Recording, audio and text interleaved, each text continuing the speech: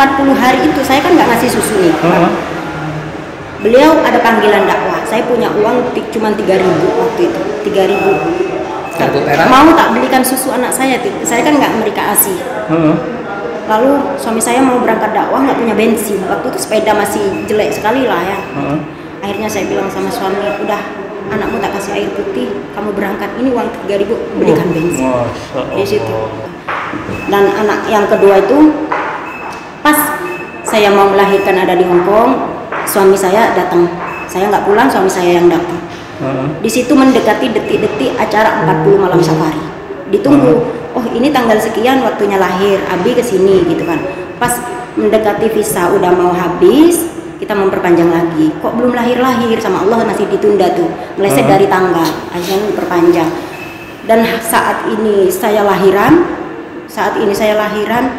besok suami saya harus udah ada di Indonesia untuk memegang majelis yang 40 malam safari. Beliau pingsan di sana itu.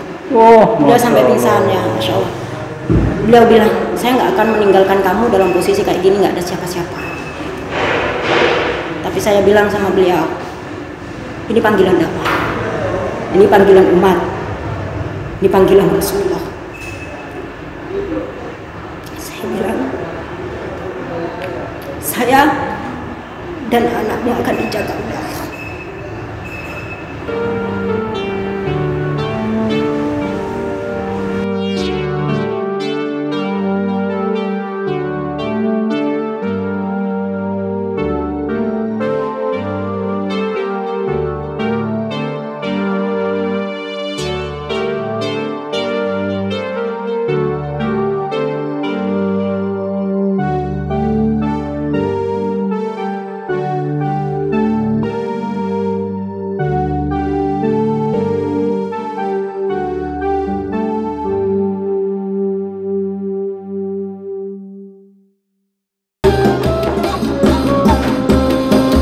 Assalamualaikum warahmatullahi wabarakatuh. Waalaikumsalam warahmatullahi wabarakatuh. Pemirsa, saya ingin mengulik tentang kisah seorang pasangan suami istri yang terlihatnya kompak ini. Alhamdulillah. Gus Idris sama Umi Khalifah. Ini pasangan muda ini aktif di sosial media, di YouTube, juga pemilik pondok pesantren. Gus, saya ingin nanya ke Umi. Ya, monggo. Umi, bagaimana sih ceritanya bertemu dengan Gus Idris? Asal mula bertemu dengan beliau itu, kalau saya pribadi kan lama di luar negeri. Saya lama ada di Hong Kong, itu dari tahun 99. Jadi dari sebelum menikah, gitu. Saya ada di sana, dan di sana itu saya bergelut di bidang organisasi Islam. Yang membentuk waktu itu sekitar kalau nggak salah tahun 2013. Di situ ada Persatuan Dakwah Victoria, di mana waktu itu belum ada anak-anak Indonesia, itu jarang lah, mungkin masih bisa dihitung dengan hitungan jari, 1-2 orang yang masih berhijab. Karena saya mengenal seorang guru agama, itu berasal dari Jepara. Beliau sosok yang pertama kali mengenalkan saya apa itu arti dakwah. Di situ arti perjuangan dalam organisasi Islam. Di situ akhirnya saya terjun di situ lama ya, sekitar kurang lebih sebelum mengenal Gus itu 9 tahun. Saya bergelut di organisasi itu, di dalam organisasi Persatuan Dakwah Victoria. Yang asal mulanya belum ada orang berjilbab, akhirnya orang terketuk untuk berjilbab. Di Victoria itu kan daerah itu ya, di daerah Hong Kong ya? Lapangan. Lapangan Hong Kong ya. Akhirnya dengan berjalannya waktu organisasi itu menyebar. Banyaklah orang-orang yang di sana itu asal mulanya bukan orang Islam, masuklah ke agama Islam. Gitu. Dan alhamdulillah dengan berjalannya waktu, saya melihat tuh Gus Idris di situ ikut sholawatan. Di Hong Kong? Bukan, masih di Indonesia. Saya kan melihat dari media juga. Ikut sholawatan, terus habis itu juga hafalan Quran di situ.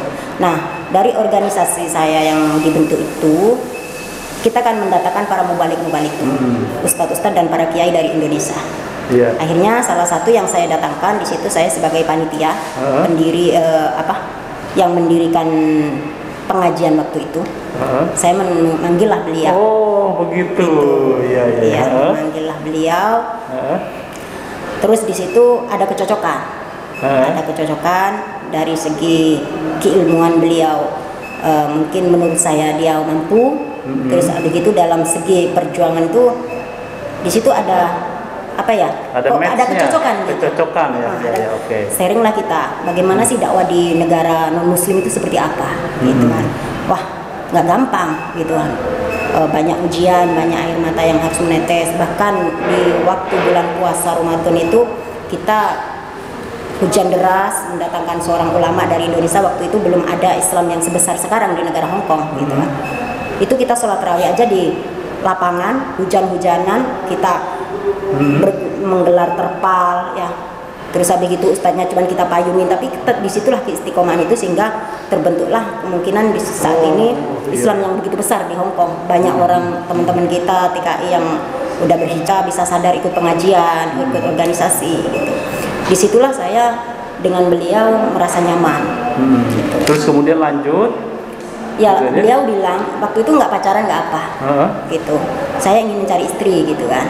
Dan saya bilang kalau kamu memang tujuannya ingin mencari istri, saya cuma satu sih, yang penting ridho orang tua, izin orang tua. Kalau orang tua saya ridho, orang tua saya memang benar-benar mau terima kamu, datangi kedua orang tua saya. Saya bilang gitu. Itu pas saya masih di Hong Kong, beliau pulang ke Indonesia. Masih mondok. Beliau masih mondok. Akhirnya beliau datang ke orang tua saya. Jam 10 malam waktu itu.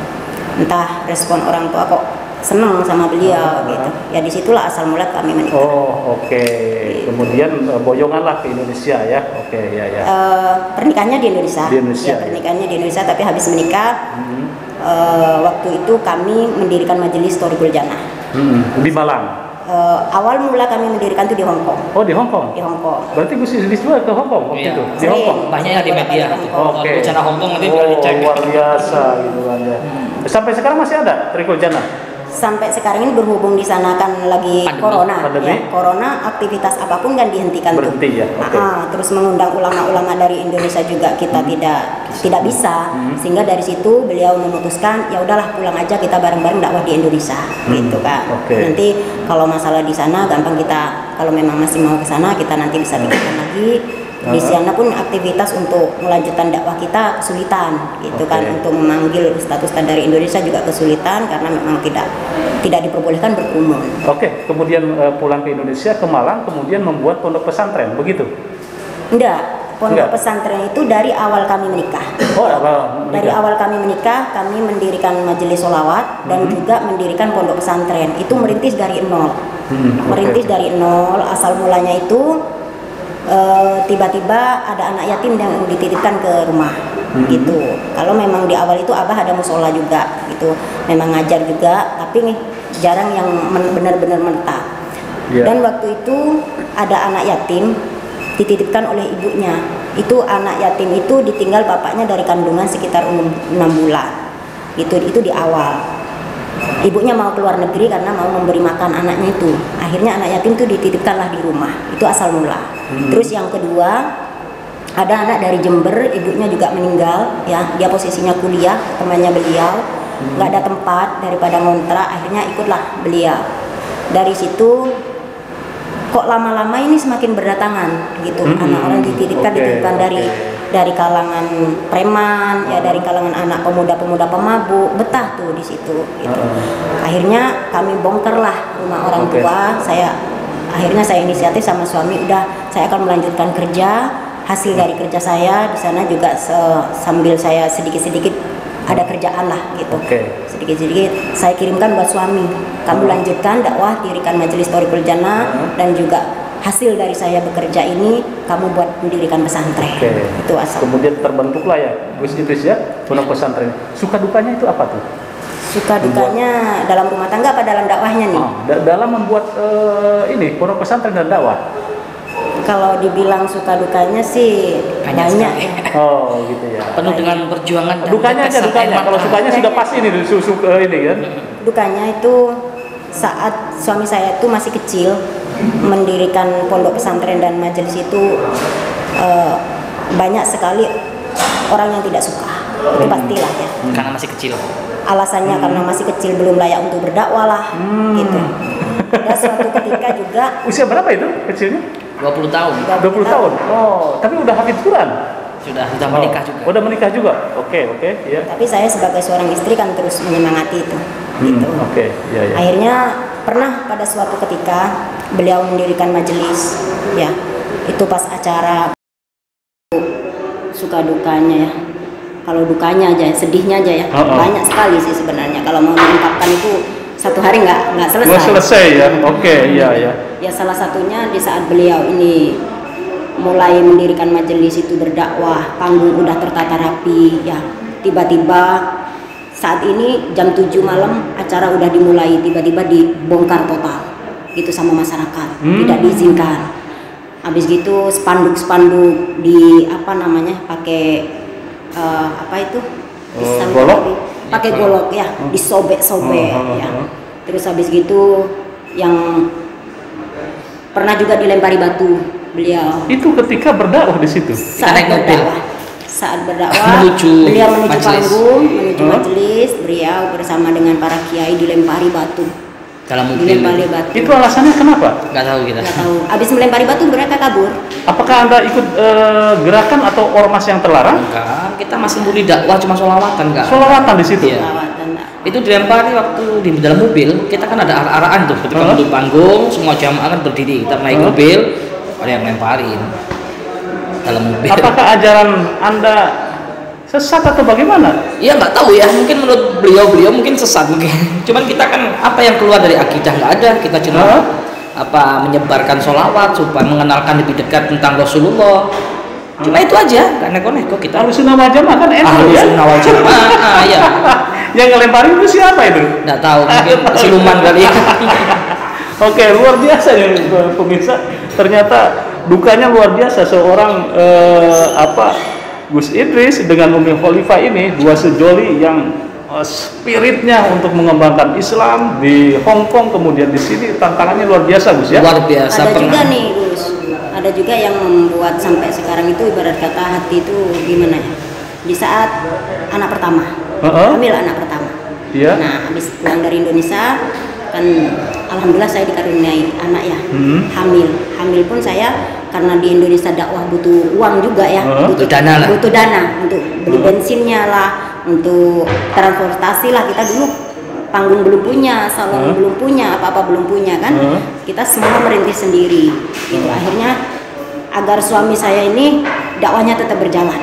Hamil besar, saya tetap di sana mencari dana untuk kelanjutan dakwah beliau. Akhirnya pas detik-detik saya melahirkan, sama orang tua, jangan melahirkan di Hong Kong lah, bawa pulang aja gitu. Akhirnya di situ saya pulang, saya melahirkan itu lagi senang-senangnya ya anak pertama. Anak saya itu umur 40 hari. 40 hari kata guru saya gini, ini dakwah harus terus berlanjut gitu kan. Dan modal utama itu dari kamu. Gitu. Kamu dikasih pilihan. Kamu lebih mementingkan keluarga apa lebih mementingkan Rasulullah gitu kan.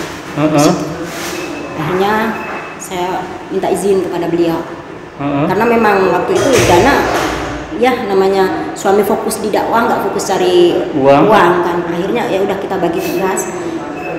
Ini anak yang pertama, saya berangkatlah di situ. Jadi saya 40 hari. 40 hari saat Umi Latifah ke Hong Kong. Berangkat lagi, saya cuma ambil cuti aja. Di situ sama abah, udah nggak usah kamu kasih air susu anakmu gitu. Karena apa? Di saat nanti kamu tinggalkan, kasihan anakmu gitu kan. Nah di situ pas 40 hari itu saya kan nggak ngasih susu nih. Beliau ada panggilan dakwah. Saya punya uang cuma 3.000 waktu itu, 3.000. Mau tak belikan susu anak saya? Saya kan nggak memberikan ASI. Lalu suami saya mau berangkat dakwah, nggak punya bensin. Waktu itu sepeda masih jelek sekali lah ya. Akhirnya saya bilang sama suami, udah anakmu tak kasih air putih, kamu berangkat, ini uang 3.000, belikan bensin. Di situ. Itu yang pertama. Terus yang hamil kedua saya tetap bekerja, karena kan kita masih membutuhkan dana, di mana saya harus membiayai majelis, di mana juga harus membiayai pembangunan pesantren, santri terus bertambah. Terus yang ketiga, saya memungut santri itu nggak pernah memungut biaya, Jadi dulu tuh banyak santri ya, hampir kurang lebih yang dikasih makan itu 100 lebih ya. Itu tanpa pungut biaya, segitu lama itu. Akhirnya ibarat kata tulang punggung lah, tulang punggung gitu. Dan anak yang kedua itu pas saya mau melahirkan ada di Hong Kong, suami saya datang. Saya nggak pulang, suami saya yang datang. Di situ mendekati detik-detik acara 40 malam safari. Ditunggu, oh ini tanggal sekian waktunya lahir, Abi kesini gitu kan. Pas mendekati visa udah mau habis, kita memperpanjang lagi. Kok belum lahir-lahir, sama Allah masih ditunda tuh, meleset dari tanggal, akhirnya diperpanjang. Dan saat ini saya lahiran, besok suami saya harus udah ada di Indonesia untuk memegang majelis yang 40 malam safari. Beliau pingsan di sana itu. Beliau sampai pingsan ya, Masya Allah. Beliau bilang, saya nggak akan meninggalkan kamu dalam posisi kayak gini, nggak ada siapa-siapa. Tapi saya bilang sama beliau, ini panggilan dakwah, ini panggilan umat, ini panggilan Rasulullah. Saya bilang, saya dan anakmu akan dijaga oleh Allah.